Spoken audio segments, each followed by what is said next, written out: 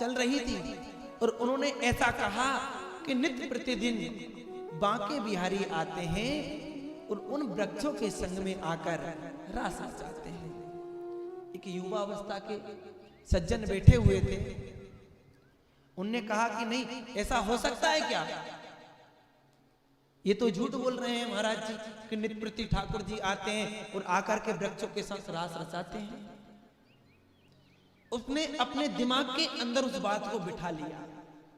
उसने कहा अब हो ना हो एक बार तो वृंदावन में भी जाऊंगा,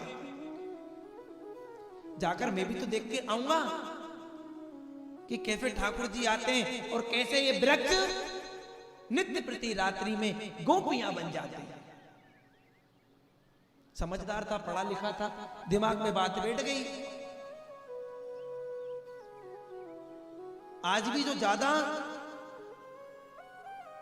टैलेंटेड लोग जो है ना, वो आज भी इस बात पर बहस करते हैं कहां है भगवान। कहते ना चल रहा है, एक ग्रुप मैंने बना लिया मेरा, एक इनने बना लिया, हमने कह दिया माता पिता को सबको छोड़ दो, भगवान को छोड़ दो, सिर्फ हमको पूछो। तो ये लोग क्या कर रहे हैं? हमारे धर्म की आलोचना और मानव को भटका रहे हैं अपने मार्ग से। तो इसी प्रकार उस व्यक्ति के दिमाग में भी आ गया कि हो ना हो ये महाराज जी झूठ बोल रहे हैं, ठाकुर जी आएंगे क्या? कुछ दिनों के बाद में योग्य बना और वह व्यक्ति वृंदावन की ओर प्रस्थान कर गया। जब वृंदावन पहुंचा, निधि वन में पहुंच गया, पहले दिन जाकर उस वन के अंदर दुख कर बैठ गया। रात्रि में चौकीदार आए, पहरेदार जो वहां के हैं, उन्होंने आवाज लगाई कि जो भी वन के अंदर हो तो कृपया कर वह वन से बाहर चला जाए। वह व्यक्ति नहीं बोला क्योंकि चुपसे से पेड़ की आड़ में बैठ गया। चौकीदार बैटरी के उजाले से यहां वहां ढूंढते ढूंढते उसके पास पहुंच गए। उन्होंने हाथ पकड़कर उसको उठाकर वहां से वन से बाहर कर दिया। दूसरे दिन फिर वही हाल हुआ। इस प्रकार 3 दिन तक ये हाल चलता रहा।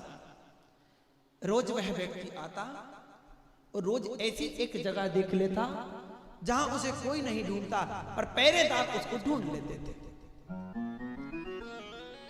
3-4 दिन निकल गए भैया। एक दिन उस व्यक्ति ने ऐसी जगह ढूंढ ली जहां उसे पहरेदार ढूंढ नहीं पाए। रात्रि हुई, पहरेदारों ने आवाज लगाई कि जो भी वन के अंदर हो तो वह वन से बाहर निकल जाए। तब वह व्यक्ति ना तो बोला और ना ही उन पहरेदारों को नजर आया। जब रात्रि हुई मैया और ठाकुर जी का आगमन हुआ, तो जैसा जैसा संत ने बताया था कि नित्य प्रति ठाकुर जी आते हैं और इन वृक्षों के संग में आकर रास रचाते हैं,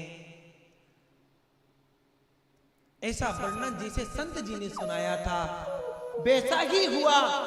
और जैसे ही ठाकुर जी आए तो समझ लीजिए साहब, उस व्यक्ति की, उस मानव की दोनों आंखें ही गुम हो गई। जब प्रातः, जब सुबह हुआ तो वह अपनी बेहोशी हालत में उस वन के अंदर पड़ा हुआ था। पहरेदारों ने आकर देखा कि यह तो वही व्यक्ति है जो 3 दिन से हम रोज इसको नित्य प्रति बाहर निकाला करते थे। उन्होंने देखा कि उसके मुख में से फसूकड़ आ रहा है, दोनों आंखें भी खोदी है और मुख से भी कुछ बोल नहीं सकता है। उन्होंने ये सूचना पुलिस को पहुंचाई। पुलिस आई, उसको निकालकर वन से बाहर किया। पुलिस वालों ने कहा आप बोल नहीं सकते तो लिखकर ही बता दो। तो उन्होंने लिखा, तो लिखने में उन्होंने उन संत का पैगाम बताया कि वो संत जी को बुलाइए जिन्होंने ये कथा में मुझसे वर्णन कहा था कि नित्य प्रति ठाकुर जी आते हैं और आकर के इन वृक्षों के संग में रास रचाते हैं। पुलिसकर्मियों ने उसकी लिखी हुई बात को देखकर उन संत जी को बुलाया। वह मानव अपनी आंखों से देख भी नहीं सकता था, मुख से कुछ बोल नहीं पा रहा था। संत जी आए तो उसने अपनी कलम से फिर लिखा, भगवान मुझे क्षमा करें, आपने जैसा जैसा कथा में बताया था वैसे से वैसा सत्य है, इसमें किसी प्रकार की असत्यता नजर नहीं आती है।